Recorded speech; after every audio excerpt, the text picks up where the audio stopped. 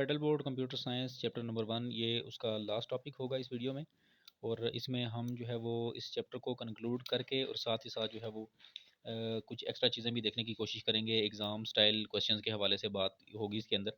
इस पूरे चैप्टर को कम्प्रीहेंसिव वे में इस तरह से जो है वो रिकॉर्ड किया गया है कि ताकि जो है वो एक तो पूरा चैप्टर कम से कम टाइम में रिकॉर्ड भी हो सके और स्टूडेंट्स को समझ भी आ सके। और कोशिश ये की गई कि जो रिप्रेजेंटेशन रखी जाए वो ज़रा विजिबल सी रखी जाए। तो आज के जो लेक्चर में हमारे पास जो इंक्लूडेड होंगे वो होंगे टेक्स्ट बुक का चैप्टर नंबर 1 है ऑपरेटिंग सिस्टम जिसका नाम है, और टॉपिक इसका है रिसर्च मैनेजमेंट। और इसमें डिस्कशन में वही चीज़ें डिस्कस की जाएंगी जी कि जो पहले करते रहे हम, मतलब डिटेल्स होंगी, यूज़ केसेस होंगे, टेक्नोलॉजिकल फैक्ट्स होंगे और डायग्राम्स एंड फिगर्स होंगी। और साथ एंड वाला जो पोर्शन होगा उसमें एग्जाम स्टाइल क्वेश्चन में कुछ प्रैक्टिस क्वेश्चन आपको दिए जाएंगे, साथ ही साथ एमसीक्यूज, शॉर्ट क्वेश्चन और लॉन्ग क्वेश्चन पे बात होगी अगर कोई रेलिवेंट शॉर्ट क्वेश्चन या लॉन्ग क्वेश्चन हुए इसके अंदर। इन चीज़ों को डिस्कस करते हुए आपने ये करना है जी कि नोट्स अपने साथ साथ प्रिपेयर कर लेने, क्योंकि ये चैप्टर यहाँ पर एंड हो रहा है, कंक्लूड हो रहा है। तो उसके बाद नेक्स्ट वीडियो में इसकी एक्सरसाइज आपके पास आ जाएगी। तो स्टार्ट करते हैं जी कि जो प्रोसेस मैनेजमेंट है हमारे पास वो क्या चीज़ है बेसिकली के किसी भी ऑपरेटिंग सिस्टम का ये इंपॉर्टेंट टास्क होता है। और इसका काम क्या होता है कि जो आपका जितने भी प्रोसेसेस हैं उनको ये रिसोर्सेज एलोकेट करता है। अब प्रोसेस क्या चीज़ है बेसिकली प्रोग्राम इन एग्जीक्यूशन है। जब एक प्रोग्राम को आप कंप्यूटर के अंदर लोड करते हैं, कंप्यूटर मेमोरी के अंदर, तो उसको हम प्रोसेस कहते हैं। जो प्रोग्राम है ये एक एग्जीक्यूटेबल कोड होता है। और जो प्रोग्राम है इसको जब आप किसी भी डिस्क के ऊपर स्टोर करते हैं तो वो टेक्स्ट की फॉर्म में सेव होगा, लेकिन जब वो रैम के अंदर जाएगा तो वो एक प्रोसेस बन जाएगा। अब प्रोसेस क्या चीज़ है बेसिकली यूनिट ऑफ वर्क होती है। और ये बहुत से रिसोर्सेज कंप्यूटर के यूज़ करता है, जैसे कि सीपीयू और सीपीयू का टाइम, फाइल्स हो गई, इनपुट आउटपुट डिवाइसेस हो गई, और इस टाइप की जो चीज़ें ये आपका जो प्रोसेस होगा ये यूज़ कर रहा होगा।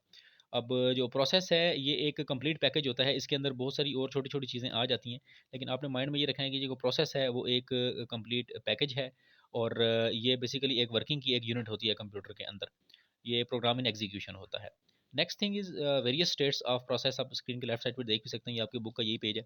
इसमें आप ये देखें जी कि जो मतलब स्टेट्स होती हैं किसी भी प्रोसेस की, प्रोसेस ऐसा नहीं होता कि एकदम से सारा का सारा रन हो जाए, बल्कि डिफरेंट स्टेट्स होती हैं, जिसमें से आप देखें कि न्यू स्टेट है, रेडी स्टेट है, रनिंग स्टेट है, ब्लॉक्ड स्टेट है या फिर वेटिंग स्टेट है, और last one is terminated state. अब न्यू स्टेट ये जी कि ये वेरी फर्स्ट स्टेज ऑफ किसी भी प्रोसेस की सबसे पहली स्टेज है। रेडी स्टेट के अंदर ये होता है जी कि आपका जो प्रोग्राम है तो वो रेडी होगा और एग्जीक्यूट होने के लिए, या फिर वेट कर रहा होगा कि ऑपरेटिंग सिस्टम सीपीयू को असाइन करे कि वो इसको रेडी मतलब इसको एग्जीक्यूट करे।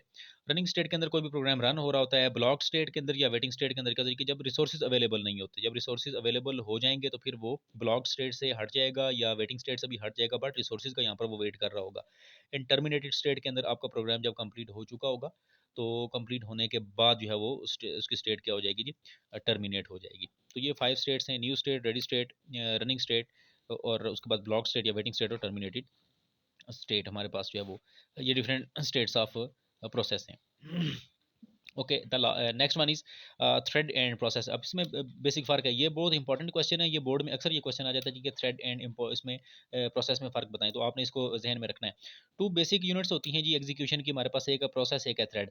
सादा सी बात इसकी यहाँ पर मैं डिस्कस ये करूँ जी कि जो प्रोसेस है वो बेसिकली कोई भी प्रोग्राम एग्जीक्यूशन के दौरान जो प्रोग्राम होता है तो उसको हम क्या कहते हैं जी कि बेसिकली वो एक प्रोसेस है। अब प्रोसेस के अंदर बहुत से छोटे छोटे थ्रेड्स हो सकते हैं, यानी थ्रेड छोटी चीज़ है, प्रोसेस बड़ी चीज़ है। थ्रेड्स मिलते हैं तो एक प्रोसेस पूरा कंप्लीट हो जाता है यहाँ पर हमारे पास। और हर प्रोसेस के अंदर एटलीस्ट एक और ज़्यादा से ज़्यादा काफ़ी सारे जो है वो इसके अंदर थ्रेड्स हो सकते हैं, कम से कम ज़ाहिर सी बात है एक तो होगा। तो प्रोसेस और थ्रेड में फ़र्क क्या हुआ कि प्रोसेस छोटी चीज़ है, प्रोसेस बड़ी चीज़ है सॉरी, और थ्रेड छोटी चीज़ है। तो थ्रेड मिल के प्रोसेस बनता है, किसी भी जो है वो प्रोसेस के अंदर कम से कम एक थ्रेड का होना लाजमी है या एक थ्रेड होगा। और इसको आपने इंपॉर्टेंट है ये। नेक्स्ट देखिए, मल्टी थ्रेडिंग एक हमारे पास कॉन्सेप्ट यूज़ हो रहा है आपकी बुक में। मल्टी थ्रेडिंग नाम से ज़ाहिर है जी कि बहुत सारे थ्रेड्स को जो है वो साइमल्टेनियसली डील किया जा रहा होगा। इसमें हम एक प्रोग्राम के बहुत सारे थ्रेड्स को जो है वो at a time multi threads को हम इकट्ठा जो है वो इसको एग्जीक्यूट करेंगे। और लेकिन इसमें होता क्या है जी कि इसको हम करते क्यों है बेसिकली, इसका पर्पज़ ये है ताकि जो है वो सीपीयू का मैक्सिमम हम यूज़ कर सकें, ताकि सीपीयू का कोई भी हिस्सा बेकार ना रहे या उसकी कोई भी फंक्शनलिटी ज़ाया ना हो, टाइमिंग ज़ाया ना हो, बल्कि मल्टीपल थ्रेड्स को एट अ टाइम डील किया जा रहा हो इसके अंदर। इसकी एग्जांपल एमएस वर्ड और स्पेल चेक है कि एमएस वर्ड पे जब आप काम कर रहे होते हैं, फ्रंट पे आप काम कर रहे होते हैं, बैक एंड पे उसका थ्रेड दूसरा चल ये रहा होता है कि जब आप कोई स्पेलिंग मिस्टेक करते हैं तो वो वहाँ पर रेड लाइन कर देता है, आइडेंटिफाई करता है जी कि आपने स्पेलिंग की गलती कर दी है। तो मल्टी थ्रेडिंग के अंदर एक वक्त में आपके बहुत सारे थ्रेड्स को हम जो है वो डील कर रहे होते हैं। तो इसमें आप ये देखें कि जब वो सेम टाइम पे रीड हो रहे होते हैं तो इसमें क्या होता है जी कि ज़रा भी फिर टाइम का लॉस नहीं होता बीच में, या किसी भी रिसोर्स का लॉस नहीं होता। तो डिफरेंट थ्रेड्स डील कर रहे होते हैं, एक थ्रेड होता है तो दूसरा, फिर दूसरा होता है तो तीसरा, तीसरा होता है तो चौथा, इस तरह से बीच में ज़रा सा भी गैप नहीं आता। दैट इज़ वाई जो है वो मल्टी थ्रेडिंग के प्रोसेस में जो है वो परफॉर्मेंस बेटर हो जाती है। Next one is multitasking. तो ये ऑपरेटिंग सिस्टम का एक फंक्शन है, नाम से ज़ाहिर है मल्टीटास्किंग, एक वक्त में बहुत से टास्क किए जा रहे होते हैं। अब इसमें सीपीयू एक ही यूज़ होता है। टास्क तो बहुत सारे होंगे, सीपीयू एक यूज़ हो रहा होगा, तो सीपीयू क्या करेगा कि डिफरेंट टास्क के बीच में बहुत तेज़ी से स्विच हो रहा होगा। ये कॉन्सेप्ट हम पहले पढ़ चुके हैं, आप पिछली वीडियो भी चेक कर सकते हैं। और उसके बाद आप ये देखें कि जो हर टास्क जो होता है उसको सीपीयू एक प्रॉपर टाइम देता है, और प्रॉपर टाइम जो है वो देने के बाद फिर अगले को, फिर अगले को, फिर अगले को। लेकिन ये काम इतना तेज़ी से हो रहा होता है कि हमें देख के ये लगता है कि सारे के सारे टास्क एट अ टाइम हो रहे हैं, हालांकि एट अ टाइम सारे के सारे टास्क नहीं हो रहे होते, बल्कि सीपीयू उनके बीच में स्विचिंग कर रहा होता है, पहले एक टास्क फिर दूसरा फिर तीसरा। और इसमें जो वर्ड यूज़ हुआ है क्वांटम का या टाइम स्लाइस का, ये भी पिछली वीडियो में डिस्कस हुआ था कि जो है वो सीपीयू डिफरेंट टास्क्स को थोड़ा थोड़ा सा टाइम डिवाइड करके देता है, ये उससे रिलेटेड एक चीज़ है। तो मल्टीटास्किंग जी, मल्टीटास्किंग मतलब बहुत सारे टास्क्स को एट अ टाइम डील करना। Next one is multi programming. ये भी देख लें, बाय नेम क्लियर है कि मल्टी प्रोग्रामिंग है ये, मतलब कि बहुत से प्रोग्राम्स को एट अ टाइम इसमें डील किया जाएगा। इसका एडवांटेज क्या चीज़ है कि यूज़र का टाइम इसमें बच जाता है। मतलब एक तो ये ना कि आप जी एक एक करके प्रोग्राम को लोड करें, फिर उसको जो है वो एग्जीक्यूट करें। तो दूसरा तरीकाकार ये है जी कि सारे प्रोग्राम इकट्ठे लोड कर लिए जाएँ और उसको फिर यूज़ या एग्जीक्यूट जो है वो बाद में एक एक करके किया जाए। तो इससे फ़ायदा ये हो जाता है कि एक एक प्रोग्राम को लोड करने में टाइम ज़्यादा लग जाएगा, इकट्ठे लोड हो जाएंगे तो उससे फिर टाइम कम लगेगा। इसका एडवांटेज क्या है? एडवांटेज यही है जी कि यूज़र का टाइम सेव हो जाता है। इससे ड्रॉबैक भी है इसका कि फिर जब सारे प्रोग्राम लोड होंगे तो सारी की सारी मेमोरी पे जो है वो कब्जा हो जाएगा, मेमोरी मेमोरी ऑक्यूपाई हो जाएगी।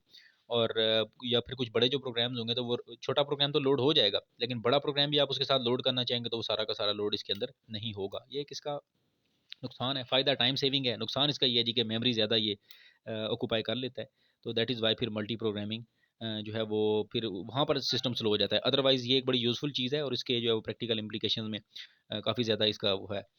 नेक्स्ट है जी मल्टी प्रोसेसिंग।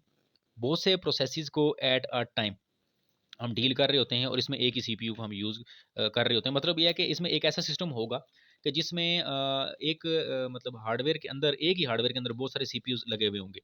अब वो सीपीयूज़ वर्चुअली भी हो सकते हैं और लॉजिकल भी हो सकते हैं, ज़रूरी नहीं है कि वो फिजिकल हों।